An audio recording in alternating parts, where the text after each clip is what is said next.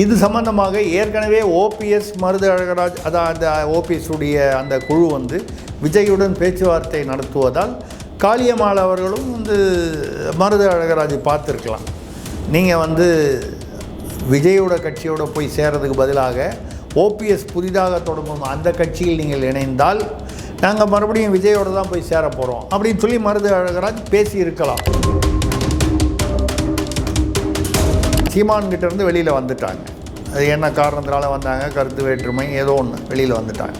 வந்து இப்போ போனால் விஜய் கட்சி ஒன்று தான். எப்படி ஓபிஎஸ்க்கு வந்து இந்த பக்கம் போக முடியாது, அந்த பக்கம் போக முடியாது, விஜய் பக்கம் போகணும், ஒன்று தான் வழி அப்படிங்கிற மாதிரி காளியம்மாளுக்கும் அது ஒரு அவுட்லெட், அது மட்டும்தான் அப்படிங்கிற மாதிரி இருக்கக்கூடிய சூழ்நிலையில்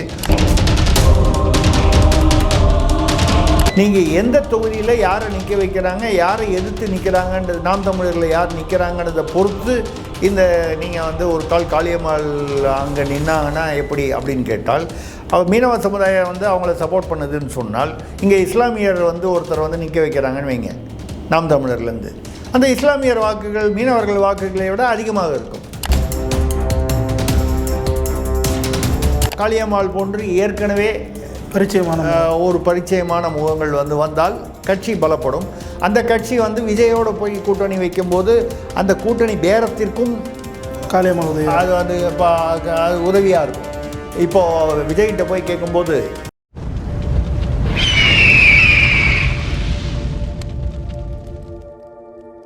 அரசியல் கருத நேயர்களுக்கு வணக்கம். இன்று நம்மோது இணையம் சிறப்பு இருந்தார் மூத்த பத்திரிகையாளர் திரிசக்தியார் அவர்கள். வணக்கம் சார். வணக்கம் சரண், சொல்லுங்கள் சார்.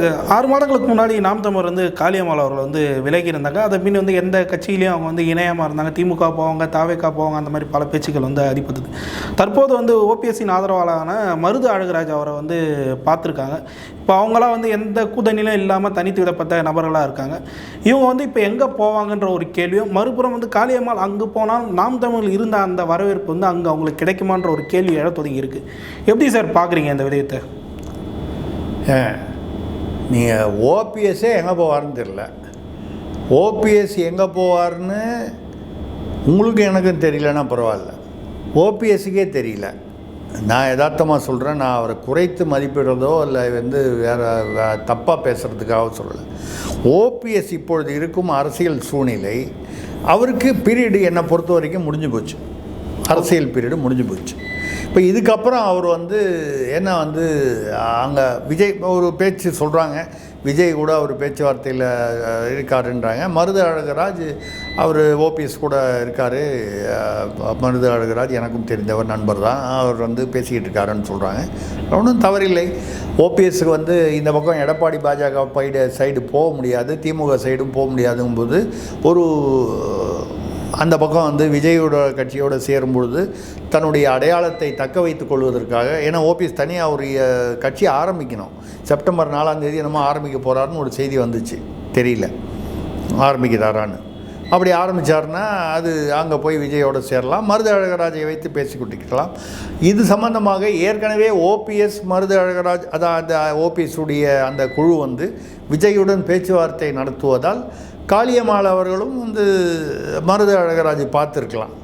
நீங்கள் வந்து விஜயோட கட்சியோடு போய் சேரதுக்கு பதிலாக ஓபிஎஸ் புதிதாக தொடங்கும் அந்த கட்சியில் நீங்கள் இணைந்தால் நாங்கள் மறுபடியும் விஜயோடு தான் போய் சேர போகிறோம் அப்படின்னு சொல்லி மருது அழகராஜ் பேசியிருக்கலாம். அரசியலில் எல்லாமே சாத்தியங்கிற முறையில் சொல்கிறேன். ஏன்னா காளியம்மாள் இது வரைக்கும் வேறு எந்த கட்சியிலையும் சேரலை. இப்போ இதுக்கப்புறம் சேரதாக இருந்தால் அவங்க வந்து திமுகவில் போய் சேர போகிறது இல்லை. திமுகவை அவர்கள் வந்து நாம் தமிழர் கட்சியில் இருக்கும்போது கடுமையாக விமர்சனம் செய்திருக்கிறார்கள். அது சேருவதற்கான வாய்ப்புகள் ராஜீவ்காந்தி பண்ணாத தான் பண்ணுற போகிறாங்க.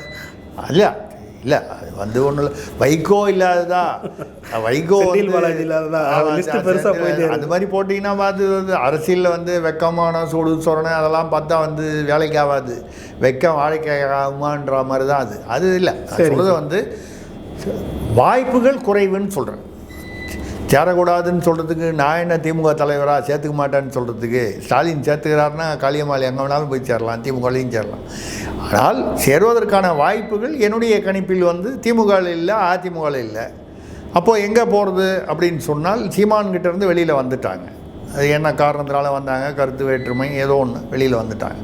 வந்து இப்போ போனால்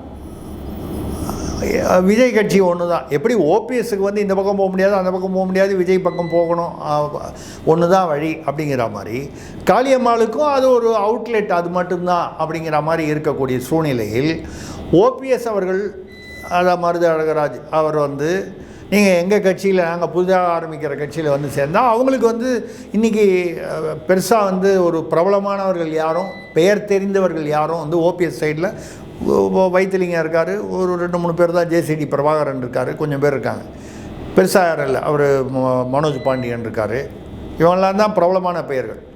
பட் அப்படி ஒன்றும் பெரிய அளவுக்கு இல்லை. அப்போது காளியம்மாள் போன்று ஏற்கனவே பரிச்சயமான முகங்கள் வந்து வந்தால் கட்சி பலப்படும். அந்த கட்சி வந்து விஜயோடு போய் கூட்டணி வைக்கும்போது அந்த கூட்டணி பேரத்திற்கும் காளியம்மாள் அது வந்து இப்போ அது உதவியாக இருக்கும். இப்போது விஜய்கிட்ட போய் கேட்கும்போது எங்களுக்கு வந்து ஒரு 10 சீட்டு வேணும் அப்படின்னு கேட்கும்போது 10 பேருக்கு முதல்ல நீங்கள் வேட்பாளர் கேளுன்னு கேட்டால் இல்லையா, ஒரு லிஸ்ட்டு கொடுக்கறதுக்கு தயாராக இருக்கணும் இல்லையா, அந்த கணக்கில் பேசியிருக்கலாம் என்பது. அதனால் இந்த நாம் தமிழர் கட்சியில் இருக்கும்போது இந்த காளியம்மாள் அவர்கள் வந்து, அது என்னை பொறுத்தவரை அவருக்கு வந்து அந்த மயிலாடுதுறை அந்த பகுதியில், நாகப்பட்டினம் அந்த பகுதியில் மீனவர் குடும்பத்தை சேர்ந்தவர். அவர் வந்து நான் வந்து எந்தவித, அதாவது பயஸ்ன்னு சொல்லுவாங்க, அப்படின்னு ஒரு ஆதரவு சார்பு நிலை இல்லாமல் அவங்க வந்து நல்லா பேசக்கூடியவர்கள், பேசும் திறமை கொண்டவர்கள் காளியம்மாள் அவர்கள். பேசும்போது விவரம் தெரிந்து, விஷயம் தெரிந்து பேசக்கூடியவர்கள்.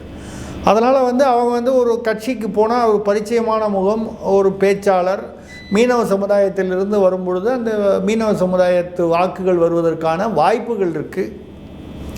அந்த சமுதாயத்தை சேர்ந்ததுனால மட்டுமே அந்தந்த தொகுதிகளில் வந்து ஜெயிச்சிட முடியும்னு நான் சொல்லலை. அதே ஒரு கணக்கு, அப்படி தானே கணக்கு, அரசியல் அப்படி தானே வந்து சாதி ரீதியாக தானே கணக்கு போடுறாங்க. அப்படி போடும்பொழுது அந்த வகையில் அது வந்து அவங்களுக்கு செட் ஆச்சுன்னு சொன்னால் அந்த கூட்டணிக்கு ஒரு காளியம்மாள் வந்து ஒரு அடிஷ்னல் இதுவாக இருக்கலாம். ஆனால் சார், இப்போ அவங்க வந்து ஒரு தொகுதியில் போட்டிடுறாங்கன்னு வைங்களேன், அதே தொகுதியில் வந்து இப்போ எப்படியும் நாம் தமிழர் வந்து போட்டிடுவாங்க, அது எதனா இவங்களுக்கு வீக்காக அமையுமா? நாம் தமிழருக்கு போட்டியிடும் தொகுதியை பொறுத்து இருக்குது, அந்த தொகுதியில் உள்ள சாதி மதம் பொறுத்து இருக்குது. இப்போ நீங்கள் மயிலாடுதுறைன்னு எடுத்துக்கிட்டிங்கன்னா, மயிலாடுதுறையில் வந்து ஒரு ஒரு வெற்றி தோல்வியை தீர்மானிக்கக்கூடியவர்கள் வந்து ஒரு பக்கம் வந்து இஸ்லாமியர்கள், இந்த பக்கம் நான் சொல்கிறது பாராளுமன்ற தொகுதி. அதுக்கப்புறம் அது மறுபடியும் நீங்கள் வந்து உடச்சி சட்டமன்ற தொகுதியாக வரும்போது மாறும், அதுக்கு தகுந்த மாதிரி வரும். இப்போது வடகரை, செம்பனார் கோயில், இந்த மாதிரி அந்த மயிலாடுதுறையை ஒட்டி உள்ள பகுதிகளெலாம் வந்து பார்த்திங்கன்னா நிறைய இவங்க இஸ்லாமியர்கள் இருக்கக்கூடிய தொகுதி. அப்போது நாம் தமிழர்லேருந்து ஒரு இஸ்லாமியரை வந்து நிற்க வைக்கிறாங்கன்னு வைங்க, ஒரு உதாரணமாக சொல்கிறேன். அப்போ இஸ்லாமியர்களுடைய வாக்கு அங்கே விழும். இல்லை மயிலாடுதுறையில் வந்து இன்னொரு கணிசமான வாக்கு வங்கி அப்படின்னு சொன்னால், அதாவது சாதி ரீதியான அரசியல் எனக்கு சம்மதம் இல்லை, ஆனால் எனக்கு சம்மதம் இல்லைன்னு சொல்கிறதுனால தமிழ்நாட்டில் அது வந்து பேனாக பண்ண முடியும்? இல்லைன்னு தான் சொல்கிற முடியும். இல்லை வந்து சாதி அரசியல் இல்லவே இல்லைன்னு நம்ம வந்து பொய் சொல்கிறதுக்கு நம்ம தயாரில்லை. உண்மையாக இருக்குது, அவ்வளோதான். மயிலாடுதுறை பாராளுமன்ற தொகுதியை எடுத்துக்கிட்டிங்கன்னா வந்து இவங்க பிராமணர்களுக்கு ஒரு கணிசமான வாக்கு வங்கி இருக்குது. எப்படி இஸ்லாமியர்களுக்கு ஒரு கணிசமான வாக்கு வங்கியோ பிராமணர்களுக்கு ஒரு, இதை தாண்டி பிற இவங்களுக்கு பரவலாக இருக்கிறது. கள்ளர்கள், அதாவது முக்குளத்தோர் கொஞ்சம், இப்படி ஒரு இதில் இருக்காங்க. மீனவர்கள் சில பகுதிகளில் இருக்காங்க. ஸோ நீங்கள் எந்த தொகுதியில் யாரை நிற்க வைக்கிறாங்க, யாரை எதிர்த்து நிற்கிறாங்கன்றது, நாம் தமிழரில் யார் நிற்கிறாங்கன்றதை பொறுத்து இந்த நீங்கள் வந்து ஒரு காளியம்மாள் அங்கே நின்னாங்கன்னா எப்படி அப்படின்னு கேட்டால், அவர் மீனவ சமுதாயம் வந்து அவங்கள சப்போர்ட் பண்ணுதுன்னு சொன்னால், இங்கே இஸ்லாமியர் வந்து ஒருத்தர் வந்து நிற்க வைக்கிறாங்கன்னு வைங்க, நாம் தமிழர்லேருந்து, அந்த இஸ்லாமியர் வாக்குகள் மீனவர்கள் வாக்குகளை விட அதிகமாக இருக்கும், பெரும்பான்மையாக இருக்காங்கன்றீங்க எண்ணிக்கையில் சொல்கிறேன். அப்போ அந்த வாக்காளர்கள் வாக்கு அவங்களுக்கு போகலாம். அதே சமயம் நீங்கள் வந்து இந்த அரசியல் கணக்குகள், நான் பொதுவாக சொல்கிறேன், எந்த சார்பும் இல்லாமல் வேற ஒரு கட்சியிலேருந்து இன்னொரு இஸ்லாமியர் அங்கே வந்து நிறுத்திட்டாங்கன்னு வச்சுங்க, அப்போ இஸ்லாமியர் வாக்கு வந்து உடஞ்சி போயிடும். நிச்சயமா இதானே இயல்பு. அப்போ இப்போ நீங்கள் வந்து இதுவா அப்படின்னு, இவங்களா அவங்களா அப்படின்னு வந்து இன்றைக்கி பேசுகிறதுல வந்து பயனில்லை, அர்த்தம் இல்லை. அங்கே நிற்க வைக்கும்போது இஸ்லாமியர்கள் வந்து நிற்க வைக்கிறது நாம் தமிழர் மட்டும்தான் அப்படின்னா அது பெனிஃபிட்டாக இருக்கும். அதிமுகலையோ திமுகலையோ ஒரு இஸ்லாமியரை நிற்க வைக்கிறாங்கன்னு வைங்க, இஸ்லாமியர்கள் பெரும்பான்மையாக இருக்கிற தொகுதியில், அப்போ அந்த இஸ்லாமியர்கள் வாக்கு கண்டிப்பாக பிளவுபடும், ஏதோ ஒரு வகையில் பிளவுபடும். அது எப்படி எந்த மாதிரி பிளவுபடுது தெரியாது. அதனால் இந்த கூட்டணி இந்த கணக்குகள் எல்லாமே அந்த தேர்தலுக்கு ஒரு 3 மாதங்களுக்கு முன்னால் தான் ஓரளவுக்கு வந்து நிலைப்படும். அது வரைக்கும் யார் வேணாலும் எனக்கு 25% ஓட்டு இருக்குது, அது இருக்குது, இது இருக்குதுன்னு சொல்லுவாங்க. நான் சொல்கிறேன், அதான் அந்தந்த தொகுதியில் இருக்கக்கூடிய சாதிகள் இருக்கத்தான் செய்யுது. யார் எந்த கேண்டிடேட்டை வந்து தேர்ந்தெடுக்க போகிறாங்க அப்படிங்கிறது இன்றைக்கி தெரியாதுல்ல. இப்போலேருந்தே வந்து சிலதை பிளான் பண்ணுவாங்க. பட் கடைசி நிமிஷத்தில் எல்லாமே நாள் அன்றைக்கி காலையில் அங்கே போய் வந்து வேட்புமனு தாக்கல் பண்ணிவிட்டு வந்ததுக்கப்புறம் மறுநாள் மாற்றின கதையெல்லாம் உண்டு இல்லை. நான் சொல்கிறது பொதுவாக எல்லா கட்சியிலையும் ஏதோ ஒரு அரசியல் காரணத்துக்காக திடீர்னு ஒருத்தர் எக்ஸை வந்து நீ விட்ரா பண்ணுன்னு சொல்லிட்டு ஒய்யை கொண்டு உள்ளே நுழைக்கிறது தான் நடந்திருக்கு. அது மாதிரி இது வந்து சொல்ல முடியாது.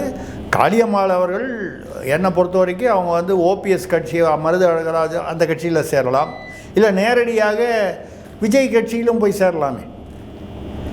ஓபிஎஸ் ரூட்டில் தான் போகணுன்னு அவசியம் இல்லையே, டைரெக்டாக கூட போய் சேரலாம். அது அவர்களுடைய விருப்பம், சேர்த்துக்கொள்பவரின் விருப்பம். அது அவர்கள் வந்து காளியம்மாளை பொறுத்தவரை அந்த அந்த அவங்களுக்கு வந்து உள்ள ப்ளஸ் பாயிண்ட்டு ஒன்று பேச்சாளர், பரிச்சயமான முகம். அடுத்தது அவங்க வந்து மீனவ சமுதாயத்தை சேர்ந்தவர் என்பதால் அந்த சமுதாய வாக்குகள் அவர்களுக்கு கிடைப்பதற்கான வாய்ப்புகள் உண்டு. இவ்வளோதான் நம்ம சொல்ல முடியும். Okay sir. நீங்கள் இந்த பக்கம் யாருன்னு தெரிஞ்சால் தானே நம்ம வந்து கம்பேர் பண்ண முடியும். எதிர்கட்சியின் பலவீனம் தான் இந்த பக்கம் இருக்கிற கட்சியுடைய பலம். அப்போது நமக்கு எதிரிகளை பலவீனப்படுத்துவது தான் நம்மளுடைய பலம். இப்போது திமுகவை பொறுத்த வரைக்கும் சாதனையில் சொல்லி போய் ஓட்டு கேட்டால் என்ன சாதனை? எத்தனை கற்பழிப்பு நடந்தது, எத்தனை பாலியல் வன்முறை நடந்தது, எத்தனை வெட்டி கொலை பண்ணாங்க, இதெல்லாம் சாதனைன்னு வந்து மக்களுக்கு எல்லாம் தெரியுமே. இதெல்லாம் நடந்துக்கிட்டு இருக்குது. அஜித்குமார் மேட்டர்லேயோ இல்லை அந்த மாதிரி ஒரு உதாரணமாக சொல்கிறேன். இப்போ இந்த ஆரம்பாக்கத்தில் கூட பாருங்கள், அந்த சிறுமியை வந்து இப்போ ஒரு முதல்ல காவல்துறை என்ன சொல்லிச்சு, 20 தனிப்படை அமைச்சு பிடிச்சாங்க. அதில் என்ன சொன்னாங்க, முதல்ல வந்து அவர் வந்து மேற்கு வங்காளத்தை சேர்ந்தவர்னு சொன்னாங்க அந்த குற்றவாளி, அந்த பையன். அடுத்தது வந்து அவர் வந்து அஸ்ஸாமை சேர்ந்தவர் நடுவில் சொன்னாங்க. எல்லாமே காவல்துறை சொன்னாங்க. அப்புறம் நடுவில் டெல்லின்னு ஒரு பேச்சு வந்துச்சு. ஏதாவது ஒரு ஊர் தானே இருக்க முடியும் அவர்.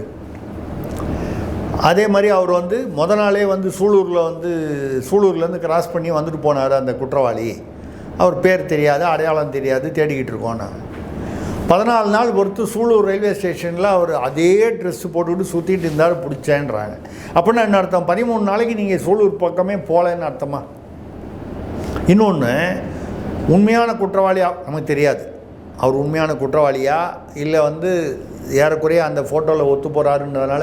ஏன்னா அவர் காவல்துறை, அவர் அஸ்ராகருக்கு, அவர் வந்து நேர்மையான அதிகாரி. அஸ்ராகருக்கு வந்து என்ன சொல்லியிருக்காரு, அவர் பிடிபட்டிருக்காரு, அவரை பிடிச்சிருக்கோம், அவருடைய ஃபோட்டோ ஒத்து போகுது புகைப்படம், ஆனால் அவர் தான் அந்த குற்றவாளியாங்கிறத முழுசாக விசாரணை பண்ணாதான் தெரியும். அப்போ இன்னும் தெரியல இல்லையா? அது கேள்வி என்ன எழுதுன்னா, 14 நாள் அவன் அங்கேயே தான் சுற்றிட்டு இருப்பான்னா, நாளே சூலூர்லேருந்து வந்தான்னு தெரிஞ்சதுன்னா நாளே தனிப்படை அங்கே போயிருக்காதா? அங்கே தான் சுற்றிக்கிட்டு இருந்தான்னா நாளோ மறுநாளோ 2 நாளில் பிடிச்சிருக்க மாட்டாங்களா? 14 உண்மையான குற்றவாளி அவன் தான்னா, பைத்தியக்காரனா அவன் 14 நாள் அங்கேயே சுற்றிக்கிட்டு இருக்கிறதுக்கு? வேறு ஊருக்கு இத்தனை நேரம் அவன் வெளியூருக்கு எஸ்கேப் ஆகி போயிருப்பாங்கல்ல. ஸோ இந்த மாதிரி பல கேள்விகள் இருக்குது. எதுக்காக சொன்னோன்னா, இப்போ உங்களுக்கு எனக்கு தெரிகிற கேள்விகள், எழக்கூடிய சந்தேகங்கள், அதிருப்திகள் மக்களிடையே நம்மளோட அதிகமாக இருக்கும். அப்போது சாதனைகளை சொல்லி மக்கள்கிட்ட வந்து ஓட்டு வாங்குவது என்பது திமுகவிற்கு சாத்தியமில்லை இந்த முறை குறிப்பாக. அப்போது வந்து வேறு எதை வந்து இது பண்ணணும்? நமக்கு பலம் கம்மியாக இருக்குன்னா எதிராளிகளை பலவீனப்படுத்துவது தான் நமக்கு பலம். இது அரசியலில் வந்து பாடம், அரிச்சோடி. அந்த வகையில் எதிராளிகள் யாரோ அவங்க அதனால தான் வந்து அதிமுகவுக்கும் பாஜகவுக்கும் வந்து ஓட்டலை, அவங்க வந்து அவங்கள கபலீகரம் பண்ணிடுவாங்க பேசியிருக்காங்க. பாஜக வந்து அதிமுகவை அப்படியே முழுங்கிடும். ஏன் 99 2004 திமுக கூட்டணி வச்சுது பாஜக, அப்போவே திமுக முழுங்கியிருக்காதா? முழுங்கலையே. அப்படி முழுங்குற அளவுக்கு ஒரு கட்சி வந்துடுமா அப்படின்னா, அப்படி பார்க்க போனால் இன்றைக்கி வந்து தொல் திருமாவளவனின் வந்து விசிகா வந்து மெல்லவும் முடியாமல் முழுங்கவும் முடியாமல் அங்கே திமுகவில் உட்காந்துருக்குதே. ஏன் சார் அப்படி சொல்கிறீங்க? ஆமாங்க, அவர் வந்து கூட 25 சீட்டு கேட்குறாரு. பேசும்போதே சிதம்பரத்தில் வந்து உங்களுடன் ஸ்டாலின் மீட்டிங் போது பேசலையே, அவர் மேடையிலேயே முதல்வர் வச்சுக்கிட்டு தான் திருமாவளவன் அண்ணன் சொன்னார், திமுக கூட்டணியின் 25% வாக்கு வந்து விசிகாவுடையது, சிறுத்தைகளுடையதுன்னு சொன்னார். அதுக்கப்புறம் ப்ரெஸ் மீட்டில் வந்து 25 சீட்டுக்கு குறைச்சல் இல்லாமல் நாங்கள் எதிர்பார்க்குறோன்னு சொன்னார். இப்போ என்ன முடிவில் இருக்காங்க? ஏன் ஆனால் வந்து தொல் திருமாவளவன் வந்து அந்த பக்கமும் பேசிக்கிட்டு தான் இருக்கார். எந்த பக்கம்? அதிமுக சொல்கிறாருல, எங்களுக்கு பாஜக எதிரி இல்லை, அது வந்து நாங்கள் தோழமை உணர்வோடு தான் அதிமுகவுடன் இருக்கிறோம், அதிமுகவின் நன்மைக்காக வந்து பாஜக வந்து நாங்கள் பாஜகவிடம் பத்திரமாக இருங்கள் என்று அதிமுகவுடைய நன்மைக்காக. ஏங்க இவருக்கு என்னங்க வந்து அவ்வளோ அக்கறை அதிமுக பேரில்? சரி, அதெல்லாம் ரைட்டு. இப்போ கூட நேற்று கங்கை கொண்ட சோழபுரத்தில் வந்து இவர் இப்போ பிரதமர் மோடி அவர்கள் வந்தபோது அந்த விழாவில் வந்து தொல் திருமாவளவன் சிதம்பரம் எம்பின்ற முறையில் உட்கார்ந்தாரு நீங்கள் சொல்லுவீங்க. அது அதானே சார் உண்மை? அவர் கரெக்டுங்க. இப்போது அவர் சிதம்பரம் எம்பின்ற முறையில் எங்கே போய் உட்கார்றாரு? பிரதமர் மோடியுடைய விழாவில் மேடையில் உட்கார்றாரு. அது நீங்கள் சொல்கிறது வந்து அது நியாயமான அரசியல் தான், தப்பில்லை. ஆபாசமாக வந்து சிலை இருந்துச்சுன்னா அதுக்கு பேர் இந்து கோயில்னு சொல்கிறது யார்? திருமாவளவன். அந்த கோயிலுக்குள்ளே போய் உட்காருங்களே சிதம்பரம் எம்பின்னு. அப்புறம் திருப்பரங்குன்றத்தில் போய் சாமி தரிசனம் பண்ணுறீங்க, வேறு கோயிலில் போய் திருச்செந்தூரில் போகிறீங்க, திருநீர் போட்டு வெளியே வந்து அழிச்சிடுறீங்க, சிதம்பரம் தீட்சிதரோடு எல்லோரும் கூடிய நின்று ஃபோட்டோ எடுத்துக்கிறீங்க. நான் வந்து இது வந்து அதாவது குறைன்னு சொல்கிறத விட, தவறுன்னு சொல்கிறத விட அரசியலில் இது சகஜம். இந்த கவுண்டமணி ஒரு படத்தில் அரசியலில் இதெல்லாம் சாதாரணமாப்பா அப்படிங்கிற மாதிரி இது சாதாரணம். அப்போ நீங்கள் திருமாவளவன் வந்து இங்கே வந்து மேடையில் உட்கார்ந்தது வந்து அது அவர் சிதம்பரம் எம்பிங்க, அதனால் ஒன்றும் தப்பில்லைங்க. லோக்கல் எம்பி இப்போ கனிமொழி வந்தாங்க, கீதா ஜீவன் வந்தாங்க, அனிதா ராதாகிருஷ்ணன் வந்தார். போன வாரம் வந்து மோடியை வந்து கோபேக்குன்னு இங்கே தனியாக இருக்கும்போது இங்கே பில்டப் கொடுத்த டிஆர்பி ராஜா வந்து அங்கே வந்து பார்த்திங்கன்னா அட்டென்ஷனில் நின்றுந்தார். சார் நல்லா பார்த்தீங்களா, அவர் பல்ல கடிச்சிட்டு நின்றுட்டு இருந்தார். அவர் பல்ல தானே கடிச்சார், நமக்கு என்னங்க வந்தது? மற்றவங்க பல்ல கடித்தா தான் நம்ம அப்ஜெக்ட் பண்ணோம், அவர் பல்ல தானே கடிச்சிட்ருக்காரு. அவர் வந்து போன வாரம் அப்படி பேசுனேனே, இன்றைக்கி வந்து இங்கே நிற்கிறனே, இந்த ஈடின்னு சொல்கிறாங்களே, இது எங்கே எப்போ வருமோ தெரியாதுன்னு அவர் பல்ல கடிச்சிக்கிட்டு ரொம்ப அழுத்தமாக நிற்கிறாரு. ஓ, அதுக்கு அர்த்தம் இதுதானா? அது புரியலையா உங்களுக்கு? இல்லை, நான் அது மோடி மேலே கோபத்தில் இருக்காரு. மோடி மேலே கோவப்பட்டாருன்னா ஈடி ஒரு பேரில் கோவப்பட்டுருமில்ல. அப்புறம் புரியுது. ஏங்க அண்ணன் டிஆர் பாலு அவருக்கு இல்லாத, ஏங்க அவருக்கு 11 டிஸ்டிலரியில் வந்து ஒரு பெரிய டிஸ்டிலரி யாருது? சாராய கடை, சாராய ஆலை அவங்களுக்கு தானே. 7 ஸ்டார்னு அந்த காலத்திலேயே இந்த ஃபிஷிங் ட்ராலர் கப்பல் வச்சுருந்தாங்க. அதுக்கப்புறம் கிங்ஸ் கெமிக்கல்ஸு நிறைய தொழில்கள் எல்லாம் வச்சுருக்காங்கல்ல. அதில் வர்ற பணம், போக்குவரத்து, போகிறது வரதெல்லாம் ஈடி நினச்சதுன்னா வந்து அதாவது அது ரொம்ப தொல்லை பண்ணால் திருப்பி தொல்லை பண்ணுவாங்கன்றது அவருக்கு தெரியும்ல. ஆனாலும் வந்து அதை நினச்சிக்கிட்டு அவர் வந்து டென்ஷனில் இருந்திருக்காரு. நீங்கள் அதை பார்த்துட்டு அவர் ஏதோ கோவத்தில் இருக்காருன்றீங்க. அவர் ஏதோ உள்ளுக்குள்ளே நடுக்கமாக இருக்குது, அதை கண்ட்ரோல் பண்ணிக்கிட்டு பல்ல இறுக்கி மூடிக்கிட்டு நிற்கிறாரு. போன வாரம் வந்து கோபேக் மோடின்னு சொன்னவர் இன்றைக்கி வந்து நான் வந்து ஏன் நிற்கிறாருன்னு சொல்ல, அவர் வந்து ஒரு தொழில்துறை அமைச்சர், அவர் வந்து அங்கே தொழில் சம்மந்தமான விஷயங்கள்லாம் வந்து அவர் திறந்து வைக்கிறாரு. 4800 கோடி ரூபாய்க்கு கட்டமைப்பு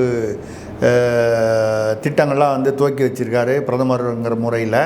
அப்போ வந்து இப்போ கனிமொழியே அங்கே வந்து உட்காராங்கன்னா, அதனால் கனிமொழி வந்து திமுக விட்டுட்டு பாஜக போகிறாங்கன்னு அர்த்தமா?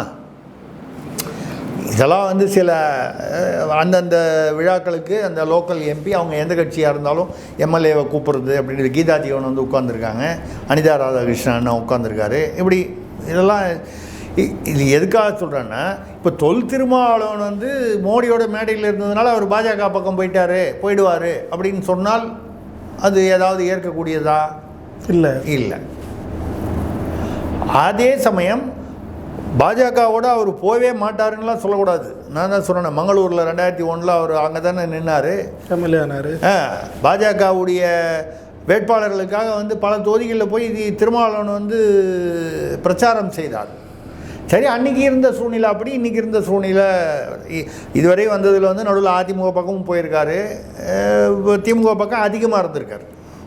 அதிகமான தடவை வந்து முறை வந்து திமுகவுடன் தான் கூட்டணியில் இருந்திருக்காரு. இப்போவும் வந்து என்னன்னால் 25 சீட்டு கொடுக்கலன்னா, இப்போ திமுக கொடுக்கலன்னா அவங்க தான் சொன்னாங்களே வந்துடுவார், வெளியே வந்துடுவார். வந்தாருன்னா தனியாக நின்றுடுவாரா? நான் நிற்கணும்னு சொல்கிறேன். நான் நிற்கணும்னு சொன்னால் நான் சொன்னால் கேட்க போகிறாரா? அப்படி சொல்ல. ஒரு முறையாவது அவர் தனியாக வந்து விடுதலை சிறுத்தை கட்சி நின்று 25% ஓட்டுன்னு சொல்கிறீங்கள, 25, 20, 15, 18 ஏதோ உங்களுடைய பலத்தை நீங்கள் காண்பிக்க வேண்டும். இப்படி காமிச்சிங்கன்னா தான் அங்கே மரியாதை கொடுப்பாங்க. அங்கே நான் சொல்கிறது திமுக மட்டும் இல்லை, எங்கேயுமே எங்கே கூட்டணி பேசுகிறீங்களோ அங்கே மரியாதை வேணும்னா உங்கள் பலம் தெரியணும். இல்லைன்னா எனக்கு 25% வாக்கு இருக்குன்னு நீங்கள் சொன்னீங்கன்னா அவங்க வந்து அதை சும்மா சொல்கிறாருங்க, அவர் வந்து மேடையில் அப்படி தாங்க சொல்லுவார், ஆனால் அதை கண்டுக்காமல் போயிடுவாங்க. செஞ்சு காட்டணும். ஒரு தடவை நீங்கள் தனியாக என்ன மிஞ்சி போனால் என்ன? சரி, நீங்கள் வந்து இப்போது 4 எம்எல்ஏவா 5 எம்எல்ஏவா? 4 எம்எல்ஏவும் யார் கண்ட்ரோலில் இருக்காங்க? திருமாவளவன் கண்ட்ரோல்லையா இருக்காங்க? திமுக கண்ட்ரோலில் தான் இருக்காங்க. இது என்ன பெரிய ரகசியம் என்ன இருக்குது? முதலமைச்சர் அவருடைய பிஏ தினேஷ்கிட்ட என்ன சொல்லி வச்சுருக்காரு? அண்ணன் வன்னியரசு என்ன கேட்டாலும் அதை அப்பப்போ செஞ்சு கொடுங்க தம்பி அப்படின்னு சொல்லி தினேஷ்கிட்ட சொல்லி வச்சுருக்காருன்னு சொல்கிறாங்க. ஏன் ரைட்டு தப்புன்னு நம்ம சொல்லலை, இதுதான் அங்கே உள்ள சூழ்நிலை. அவங்க வந்து ஒரு 4 விஷயம் வந்து திமுகவுடைய நெருக்கத்தை பயன்படுத்தி கொண்டு அவர்கள் ஆட்சியாளர்களாக இருக்கும் பொழுது அந்த லாபியில் வந்து 4 விஷயம் பண்ணிட்டா தான் அரசியல் அவங்க சஸ்டெயின் ஆக முடியும்னு அவங்க போடுறாங்க. அப்போ என்ன, திருமாவளவன் விஜயுடன் கூட்டணின்னு போகிறேன்னா யாரெல்லாம் கூட வருவாங்கன்றது நிச்சயமில்லை. அதனால தான் திருமாவளவன் மெல்லவும் முடியாமல் முழுங்கவும் முடியாமல் ஏன் சார் அப்படி சொல்கிறீங்கன்னு கேட்டது இதுதான். ஏன்னால் இவர் வெளியே போனால் கட்சி பிளவுபடுவதற்கான வாய்ப்பு இருக்கிறது. ஆனால் அதே சமயம் வந்து திருமாவளவனுக்கு எதிராக யாரோ ஒரு 2ஆம் கட்ட தலைவர் வந்து அப்படியே கட்சியை வந்து செங்குத்தாக பிளந்துருவார்னு நான் சொல்லலை. ஆனால் அவங்களாம் என்ன பண்ணுவாங்க, கொஞ்சம் அப்படியே விலகி உதயசூரியன் சின்னத்தில் நிற்பாங்க, அப்புறம் அங்கேயே போய் மெர்ஜ் ஆகிடுவாங்க. அவங்களுக்கு பின்னால் கொஞ்சம் பேர் போவாங்க. திருமாவளவனுடைய வாக்கு சதவீதம் ஓரளவுக்கு பாதிக்கப்படும். அதனால் ஒரேடியாக திருமாவளவன் வந்து அதனால் வந்து கட்சி பிளவுபட்டு வேறு யாரோ எடுத்துருவாங்க கட்சி அப்படின்னு நம்ம சொல்லலை.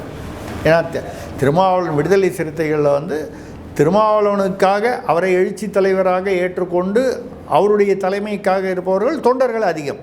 அந்த தொண்டர்கள் என்ன எதிர்பார்க்குறாங்க? திருமாவளவன் வந்து ஒரு முடிவெடுத்து தாவேகாவுடன் போகக்கூடிய ஒரு சூழ்நிலை வருமானால் அவருக்கு கீழே தொண்டர்கள் வந்து அதை ஏற்றுக்கொள்வார்கள். ஏன்னா தொண்டர்கள் என்ன எதிர்பார்க்குறாங்கன்னா, உரிய மரியாதை நமக்கு கிடைத்தால் திமுக கூட்டணியில் இருப்போம். அந்த மரியாதைன்றது எவ்வளோ? அந்த சீட்டு எண்ணிக்கை தான். அந்த சீட்டு எண்ணிக்கை வந்து எதிர்பார்த்ததை விட மிக மிக குறைவாக இருக்குது. 6 தானே, 6ன்றது 8 தான் கொடுப்பேன், 10 கீழே கொடுத்தால் நீங்கள் ஏன் வந்து தாவேக்காவுக்கு போகக்கூடாதுன்னு தொண்டர் எதிர்பார்க்குறான். அப்போ தொண்டர்கள் தான் முக்கியம். இந்த 2ஆம் கட்ட தலைவர்கள் யாருக்கும் வந்து பெரிய அளவுக்கு தனித்தனியாக வாக்கு வங்கி இல்லை திருமா கட்சியில். ஸோ அதில் வந்து நான் எந்த உதாரணத்துக்காக சொல்கிறேன்னா, விசிக என்ன செய்ய போகுது, காங்கிரஸ் என்ன செய்ய போகுது, திமுக கூட்டணியில் இருக்குமா இல்லை வெளியில் வருமா? திமுக கூட்டணியில் இருப்பாங்க அப்படின்னு சொன்னால் இந்த பக்கம் திமுக கூட்டணி, அந்த பக்கம் அதிமுக கூட்டணி. விஜய் வந்து தனியாக நிற்கிறார், சீமான் தனியாக நிற்கிறார் அப்படின்னா அப்போது 4 முனை போட்டி அப்படி தான். இதில் வந்து சீமான் வந்து நிச்சயமாக என்ன நினைப்பார், புதிதாக அரசியலுக்கு வந்திருக்கிற நடிகர் விஜய், அதாவது தாவேகா தலைவர் விஜயை விட தான் வந்து அரசியலில் மூத்த அனுபவம் கொண்டு இருக்கும் பொழுது அந்த ஓட்டு சதவீதம் வந்து அதிகமாக இருக்க வேண்டும் என்று அதற்கான எல்லா முயற்சிகளிலும் ஈடுபடுவது வந்து இயல்பான ஒரு விஷயம்.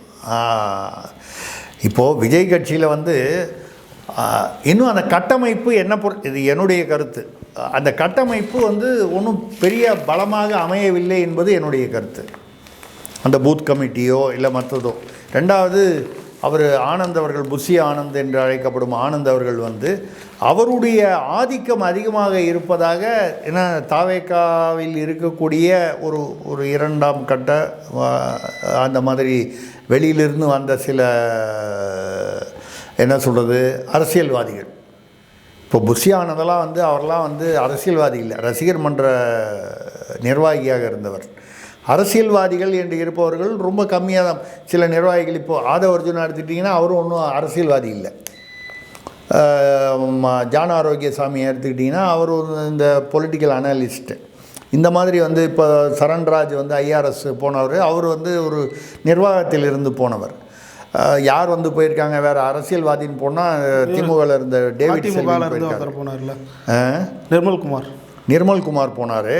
அதுக்கப்புறம் தூத்துக்குடியில் திமுக இருந்த டேவிட் செல்வின் அவர் போனார். இந்த மாதிரி அவங்க கொஞ்சம் பேர் தான். அதாவது அரசியல் அனுபவம் உள்ளவர்கள், எம்எல்ஏவாக இருந்தவர்கள் வந்து வெகு சிலர் தான். இப்போ வந்து புஷி ஆனந்த் அவர்களுடைய ஆதிக்கம் அதிகமாக இருக்கிறதுன்னு சொல்லி ஒரு நான் அந்த பேசும்போது சில பேர் சொல்கிறாங்க, அவர் வந்து மேடையில் வந்து எப்போ பேசினாலும் அவருடைய பெயரை பயன்படுத்தி நன்றி சொல்லணும்னு சொல்லி ரொம்ப வற்புறுத்துறாரு. அப்படி யாரெல்லாம் வந்து அவருடைய பெயரை தவிர்க்கிறாங்களோ அவங்கள வந்து பழி வாங்குறாருன்னு சொல்கிறாங்க. அது உண்மையாக இல்லையா நமக்கு தெரியாது. அப்போது புஷி ஆனந்த் அவர்கள் வந்து ஆதிக்கம் அதிகமாக இருக்கிறது அப்படின்னு சொன்னால் அது ஏன் வெளியில் அதிருப்தி குரல்கள் வருகிறதுன்னா, நான் ஏன் வந்து அது வந்து விஜய்க்கு நெகட்டிவாக ஏன் பார்க்குறேன்னா, தாவேகாவுக்கு இவ்வளவு ஆரம்ப கட்டத்திலேயே வந்து இப்படி ஒரு நெருக்கடி, ஒரு அழுத்தம் வந்து கட்சியில் சேர்றவங்களுக்கும். ஏன்னா கட்சியில் இப்போது அது கட்சியானதே புதுசாக தானே ஆயிருக்கு. அப்படி வரும்போது கட்சியில் இருக்கிறவங்க வந்து என்ன இவர் ரொம்ப ஓவராக வந்து நம்மளை கண்ட்ரோல் பண்ணுறாரு.